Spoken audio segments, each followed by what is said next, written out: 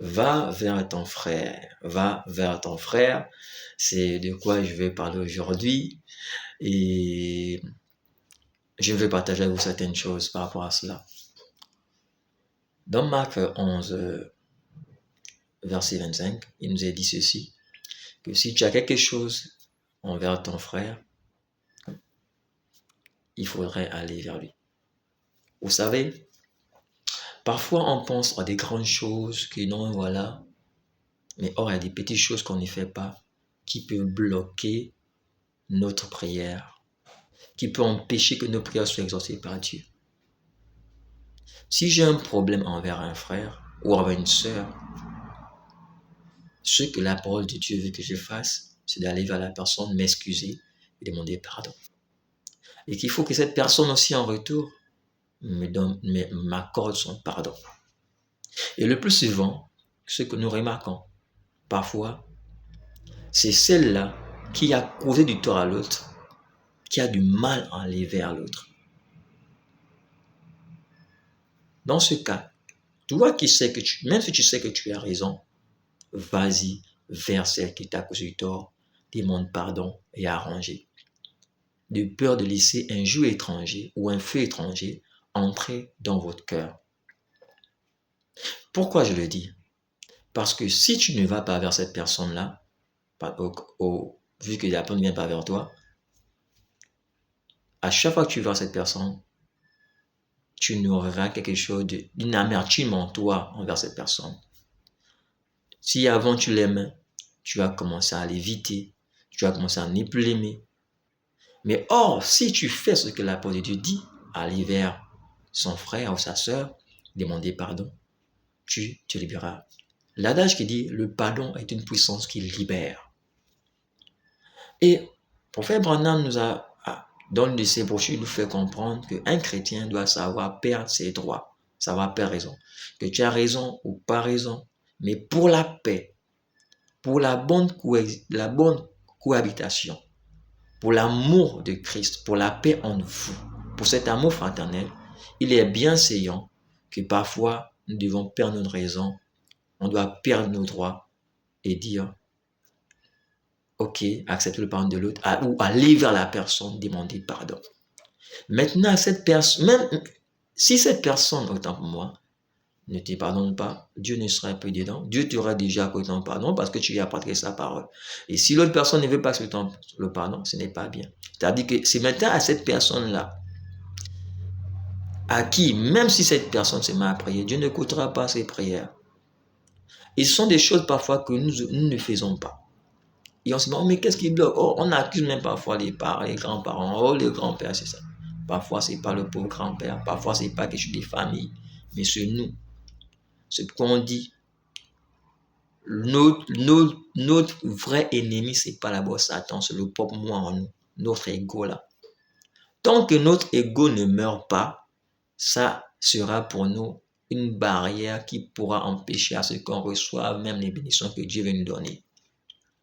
Notre ego doit complètement mourir. Une brebis est celle-là qui perd ses droits. Nous sommes appelés pour être des chrétiens. On a un problème avec un frère, on ne doit pas faire le bras de fer. Pardonnons-nous. C'est vrai, nous sommes humains. On peut, à un moment donné, s'échauffer, c'est-à-dire se fâcher. Mais après, il arrive un moment qu'on doit redescendre un peu et prendre la parole de Dieu. Qu'est-ce que la parole de Dieu dit? Voici ce que la parole de Dieu dit. Je dois demander à mon frère pardon. Ça, c'est un fait. Deuxième fait, si tu vois ton frère dans un mauvais chemin, au lieu de critiquer cette personne envers une autre personne, la meilleure chose, ce sera de parler à ce frère pour chercher à le ramener sur le droit chemin. La Bible nous fait comprendre que celui qui ramène quelqu'un sur le droit chemin à la parole de Dieu, une multitude de péchés lui sont pardonnés. Vous voyez? Mais lorsque tu prends tes deux pieds, tes deux mains, ta bouche, tu vas parler, critiquer l'autre parce qu'il a emprunté un mauvais chemin, ou tu vas critiquer l'autre parce que l'autre t'a fait du mal. Qu'est-ce que tu ajoutes? Quelle est la valeur ajoutée que tu ajoutes à cette personne-là? Lorsque tu peux murmurer, le critiquer avec une autre personne. Et tu es en train de s'aimer une mauvaise sémence envers celle à qui tu vas parler. Et ce sont des comportements comme ça qui parfois bloquent le ciel pour nous.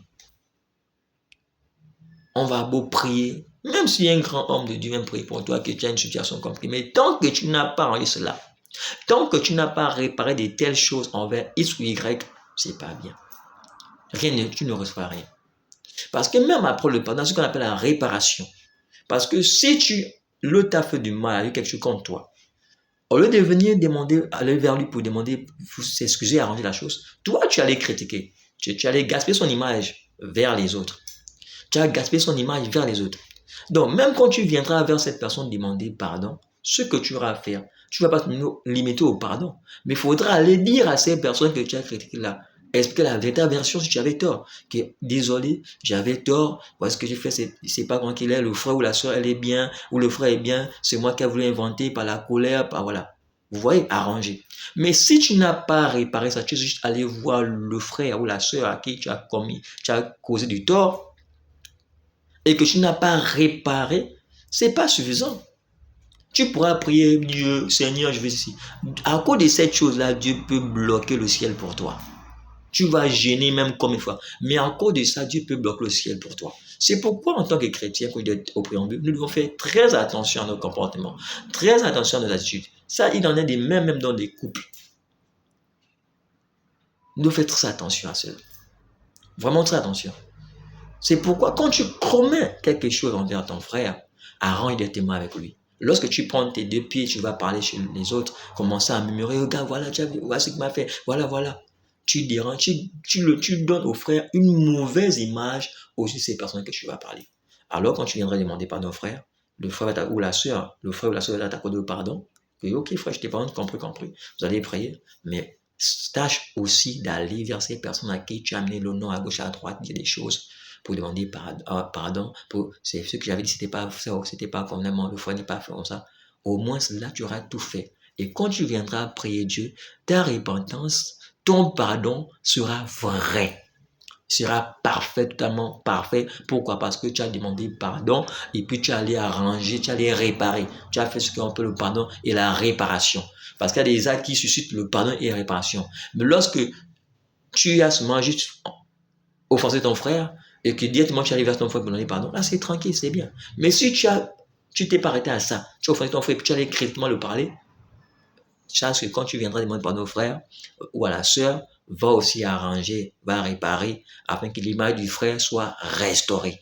Ce sont des choses que nous devons toujours faire en tant que chrétiens. C'est ça la lumière du monde. Parce qu'en nous, aucune thème ne doit résister. Si on est là, tous les critiques, etc., on fait des choses pas bien, on doit arrêter des pensées en rêve, on doit se remettre en cause et prier Dieu de nous transmettre davantage, nous changer n'est pas encore arrivé.